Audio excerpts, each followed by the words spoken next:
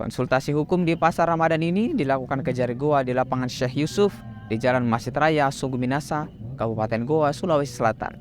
Warga yang ingin berkonsultasi hukum bisa langsung datang sembari menunggu waktu berbuka puasa.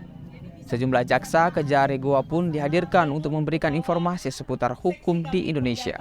Selain secara langsung, Kejari Gowa juga membuka layanan konsultasi hukum secara daring melalui aplikasi. Masalah tilang motor di Kabupaten Gowa. Apakah kita bisa langsung melihat di aplikasi JPN Kejari Gowa atau bagaimana? Itu yang kita mau.